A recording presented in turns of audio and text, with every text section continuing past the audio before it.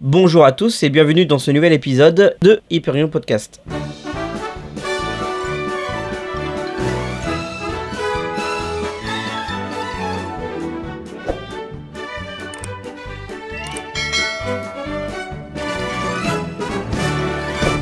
Moi c'est Max. Et moi, c'est Alex. Alors, avant d'aller plus loin dans le podcast, j'aimerais quand même te demander ton avis sur le parc Disneyland de Californie qu'on a abordé dans notre dernier podcast de dimanche dernier.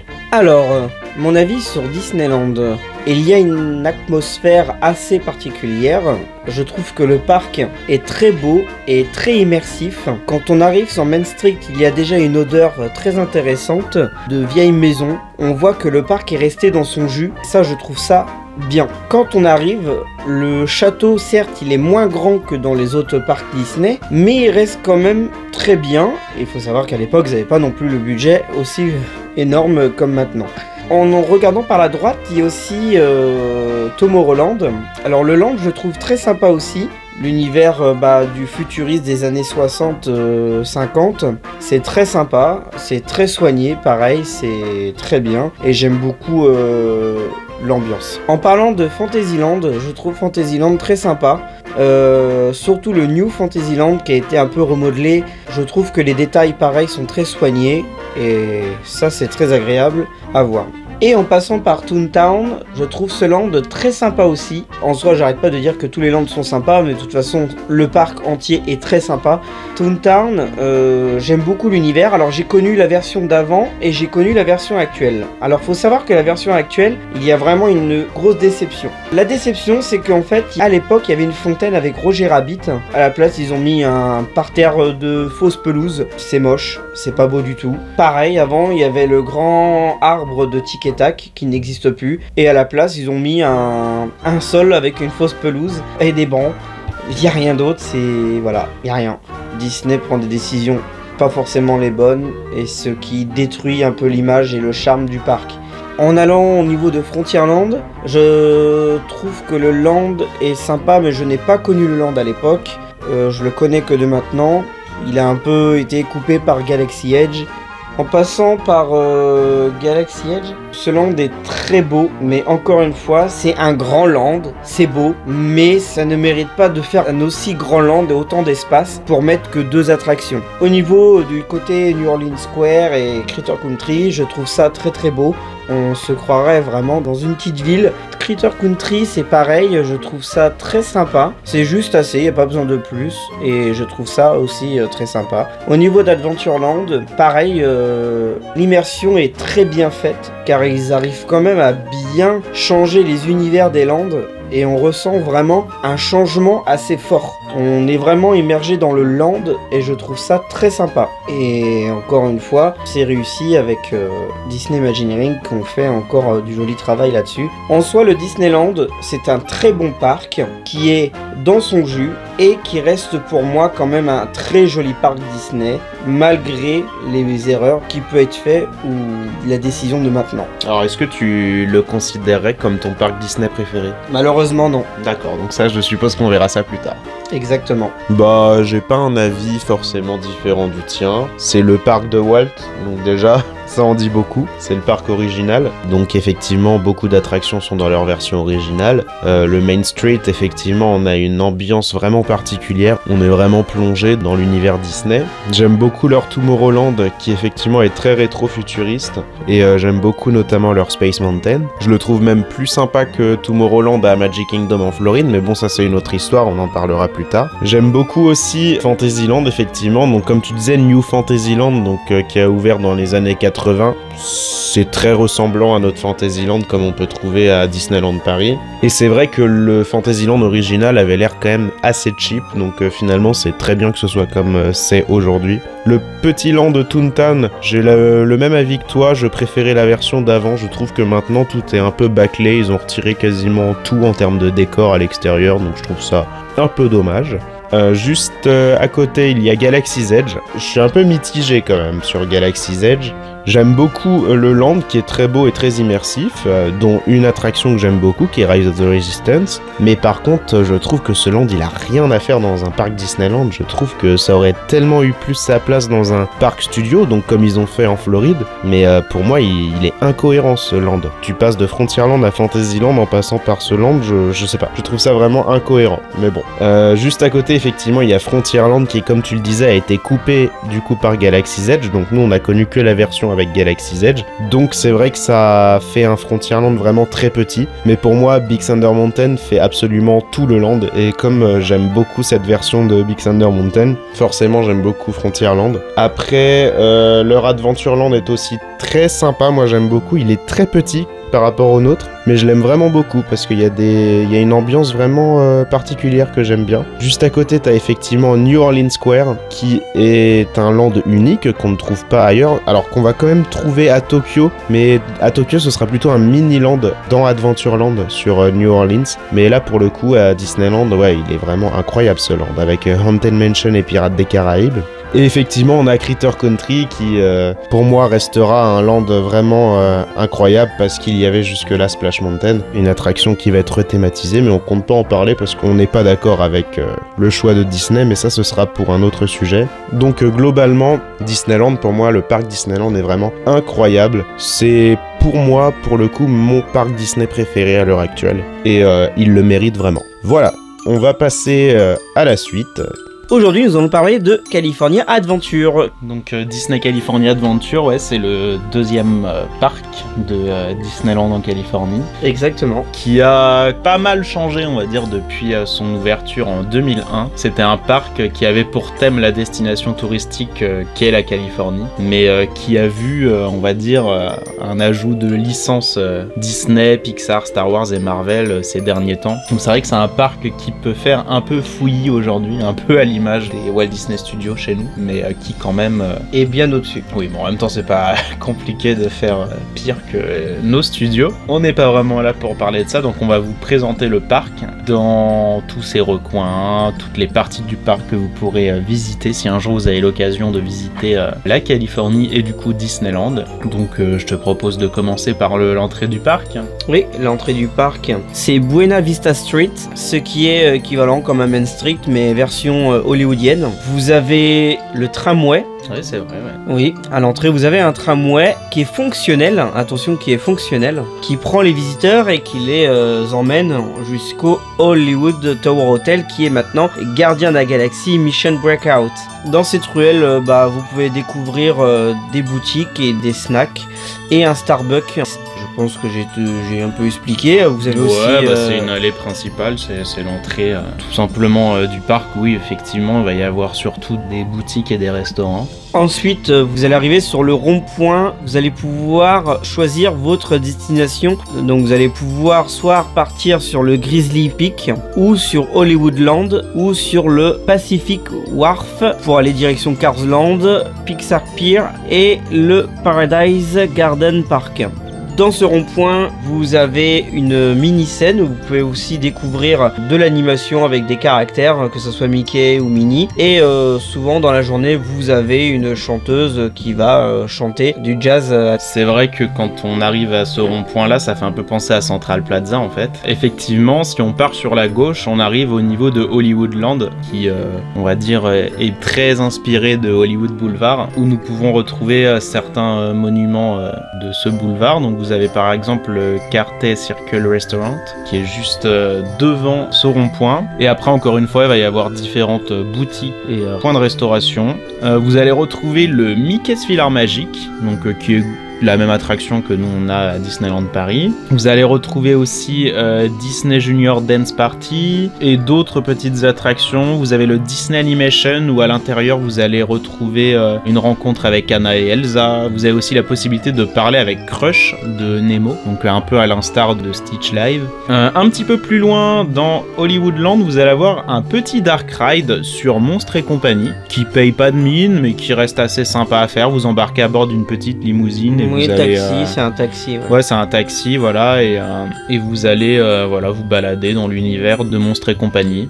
On va dire le script du premier opus.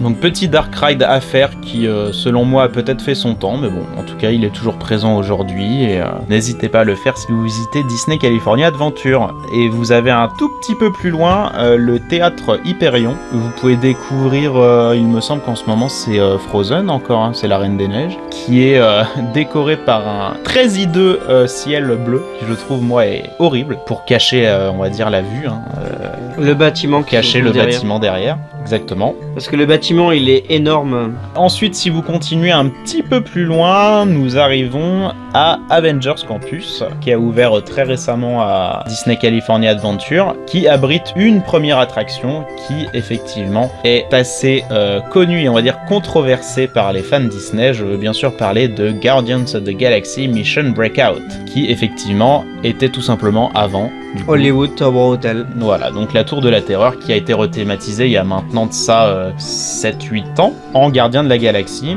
Donc vous entrez dans la forteresse du collectionneur, présent dans le premier opus des Gardiens de la Galaxie, où vous êtes invité en tant que VIP à visiter la forteresse, et le collectionneur a réussi à capturer, si je peux dire, les Gardiens de la Galaxie, et en gros il les présente comme son attraction du siècle, et on va être parmi les premiers à pouvoir les découvrir et interagir avec eux. Sauf que Rocket est parvenu à s'échapper de son présentoir et sollicite l'aide des visiteurs. Donc ces derniers embarquent dans un ascenseur pour tenter d'aider Rocket à libérer les autres gardiens. Étrangement, c'est une rethématisation qui me plaît. On a eu l'occasion de faire l'attraction plusieurs fois et je trouve que c'est une très bonne attraction. Maintenant à voir dans le temps ce que ça donnera, hein. On sait très bien que les attractions à licence en général, ça fonctionne un certain temps, mais on sait très bien que ça s'essouffle bien plus rapidement qu'une attraction qui a vraiment sa propre identité. Mais bon, ça ce n'est pas le sujet. C'est une attraction moi que j'aime beaucoup et que je crois que tu aimes bien aussi. Si vous avez la possibilité d'aller à Disney California Adventure en période Halloween, vous aurez l'occasion de faire la version Monsters After Dark. Donc c'est une version Halloween qui se met en route à partir de 15h. Voilà, c'est ça, hein, à partir du début d'après-midi, où c'est vraiment la suite de Mission Breakout. Donc j'en dis pas plus, si vous voulez vous renseigner, n'hésitez pas à regarder sur internet. Mais c'est une version qui est très très sympathique aussi. T'as quelque chose à ajouter ? Non, pas du tout. Alors on passe à la suite. Qu'est-ce qu'on a d'autre dans Avengers Campus ? Web Slinger. Comme la même chose qu'à Disneyland Paris, c'est la même chose. C'est la même attraction. C'est un copier-coller, il n'y a rien de différent, à part peut-être l'extérieur qui va changer légèrement. Et ils ont aussi le Spider-Man animatronique qui vole dans les airs. Ouais. Je trouve ça très sympa. Après, ça reste encore une fois gadget pour moi. C'est sympa à voir. Mais je trouve qu'il y aurait pu avoir quelque chose de mieux. En tout cas, sachez que voilà, si jamais vous avez l'occasion un jour de partir à Disneyland, Avengers Campus, faites Mission Breakout, parce que vraiment c'est une très chouette attraction, mais ne perdez pas votre temps à faire l'attraction Web Slingers, parce que vous allez vraiment perdre du temps à faire une attraction qui existe à l'identique chez nous, du coup à Disneyland Paris. Le reste du land est assez sympa et assez immersif, mais encore une fois, moi je trouve que c'est un land à licence qui à coup sûr s'essoufflera au fil des années et des décennies. Mais bon, c'est comme ça. Après, vous aurez effectivement plusieurs points de restauration et de boutiques. En traversant Avengers Campus, nous arrivons au niveau d'un land qui, je trouve, est incroyable. Je veux bien sûr parler de Cars Land. Ouais, alors qu'est-ce qu'on y trouve à Cars Land ? Alors, vous pouvez retrouver dans Cars Land la route 66. C'est Radiator Springs. Oui, Radiator Springs, mais ça fait partie de la route 66 qui mène à Radiator Springs. Tout est détail et fait à la perfection par rapport au dessin animé. On peut redécouvrir la station-service, le garage de Martin, les hôtels cônes. Ce qui est intéressant dans les hôtels cônes, c'est que chaque cône a une spécialité de snack. Ça peut être des hot dogs, des pop-corn ou des macaroni and cheese, qui est très sympa au passage. C'est vrai, voilà. Je confirme. Et dans ce land, vous pouvez vraiment avoir des détails magnifiques. Rien que l'attraction Radiator Springs Racer. Ah, c'est incroyable. Oui, et c'est très très réussi. Très bien fait. Le Disney Imagineering ont vraiment bien travaillé là-dessus. Rien que l'attraction, là je lis que ça a coûté 200 millions de dollars. Rien que l'attraction. Et l'attraction est vraiment très très sympa et très unique en son genre. Il y a une partie intérieure et extérieure. On va commencer un peu à être dans Radiator Springs, on va un peu croiser les personnages du dessin animé. Il y a la partie Dark Ride. Voilà, et à la fin on va commencer à aller dans le garage, le carrossier de chez... Alors en fait, il y a deux possibilités. Soit tu te rends à la Casa del Tires de Luigi pour un changement de pneus, soit à l'atelier de peinture de Ramon pour un rafraîchissement de peinture. Et c'est là qu'en fait on se retrouve au milieu d'une course qui comprend des virages en épingle et des rives escarpées dans la partie extérieure de l'attraction. Et c'est vraiment très très sympathique, oui, parce que ça reste familial, mais il y a quand même des petites sensations sympathiques. Et il faut savoir qu'il y a des légers airtime quand même. Ouais. Il y a un moment, avant la photo, il y a une accélération qui est faite. Et franchement, c'est vraiment une très bonne attraction. On recommande.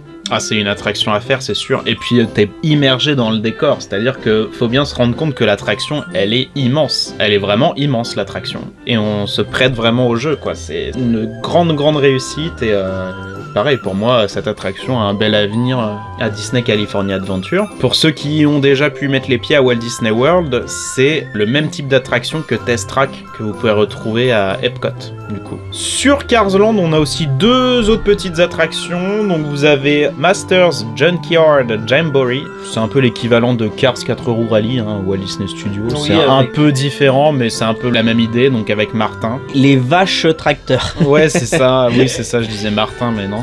Et Luigi's Rollicking Roadsters, donc là c'est une attraction assez spéciale, je trouve. Alors, en fait, il faut savoir qu'à l'époque c'était une autre attraction. C'est vrai. C'était avec des pneus géants qui ressemblaient à des sortes de auto-tamponneuses ronds qui se bumpaient. Il n'y avait pas vraiment de parcours, c'était avec un système à air qui n'était pas du tout apparemment fiable. Ça a été vite remplacé par après des véhicules. C'est des véhicules qui vont faire un bal avec une musique rythmée avec Luigi.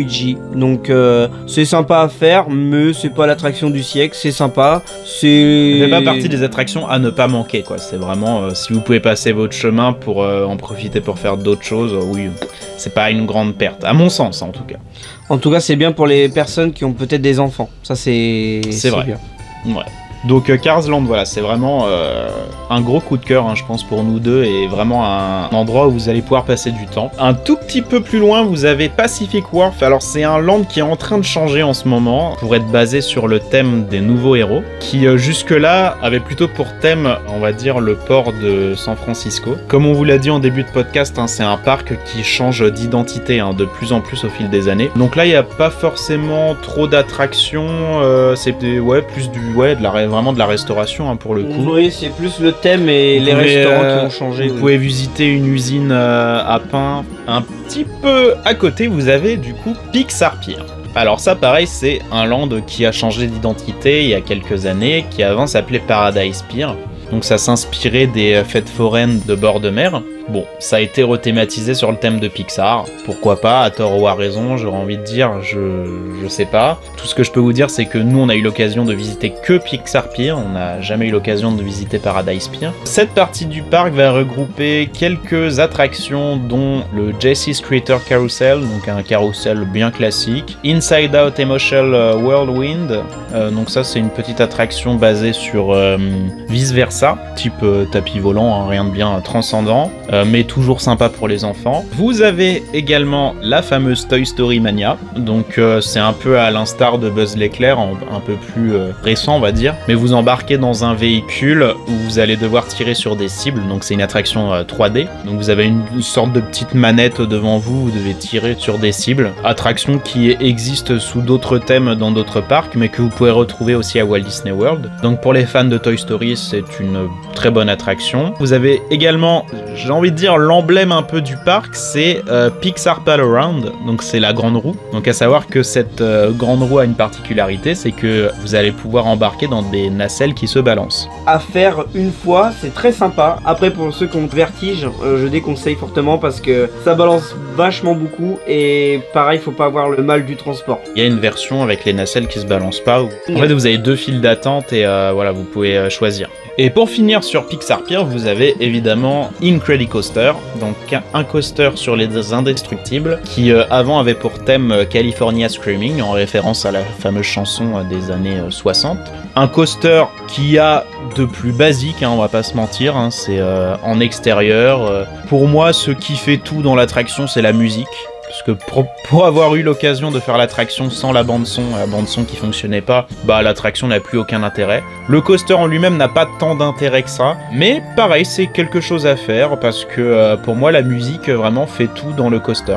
Et la musique des indestructibles se prête bien au coaster. Et autre particularité aussi, c'est le seul coaster de tout le resort à avoir une inversion. Oui, alors faut savoir que ce land reprenait les fêtes foraines des parcs américains.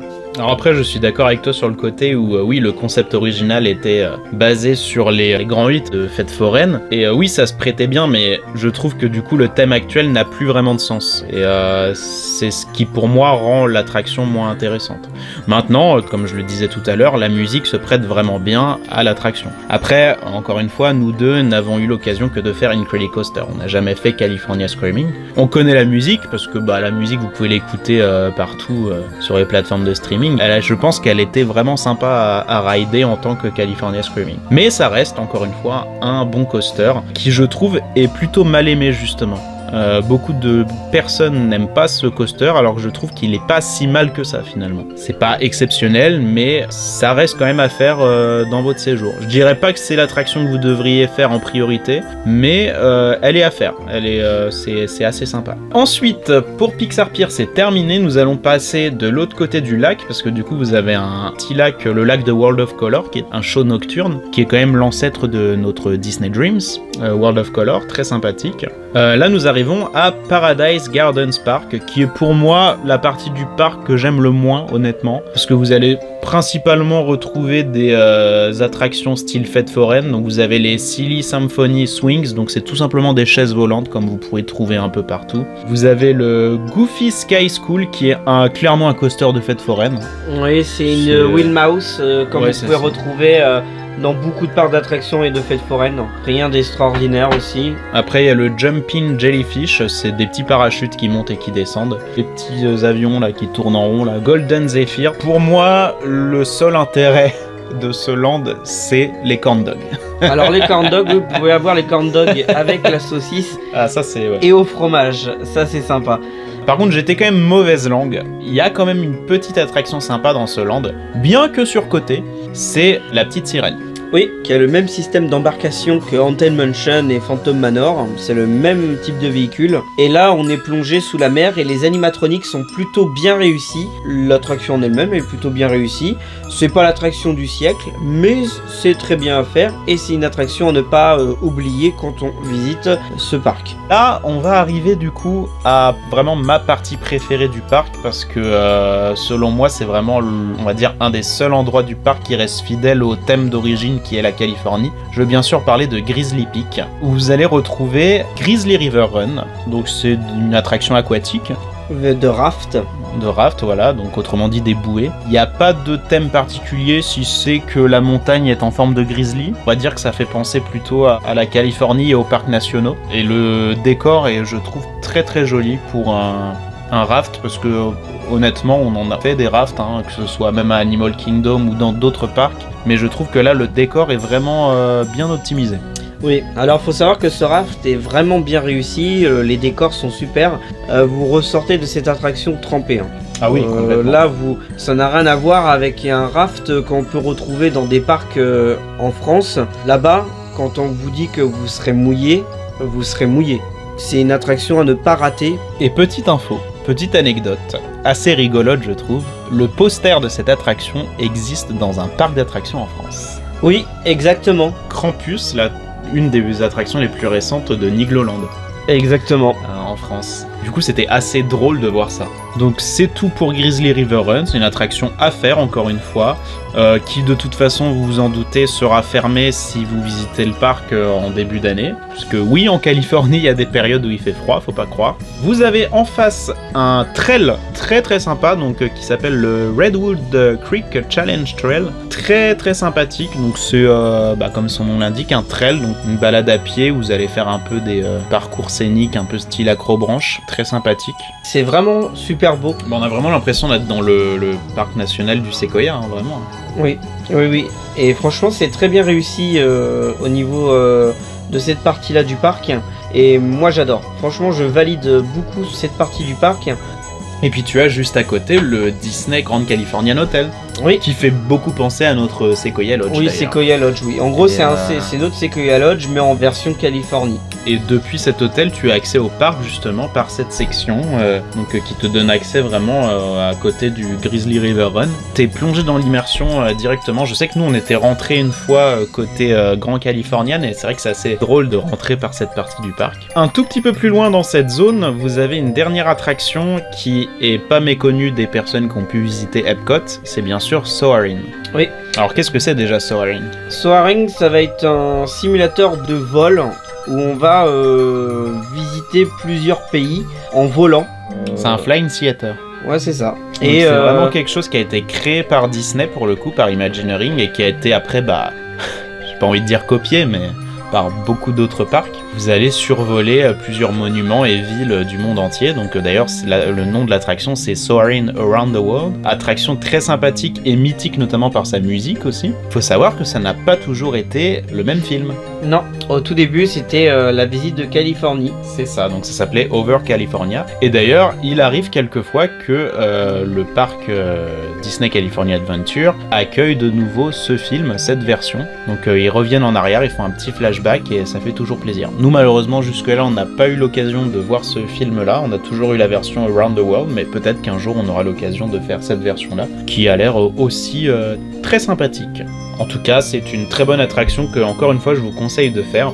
Bien que maintenant, elle a été utilisée dans bien d'autres parcs, même non Disney. Alors maintenant, moi, la question que je vais te poser, vu qu'on a fait le tour du parc, qu'est-ce que tu penses de ce parc? Alors, ce parc a beaucoup de potentiel.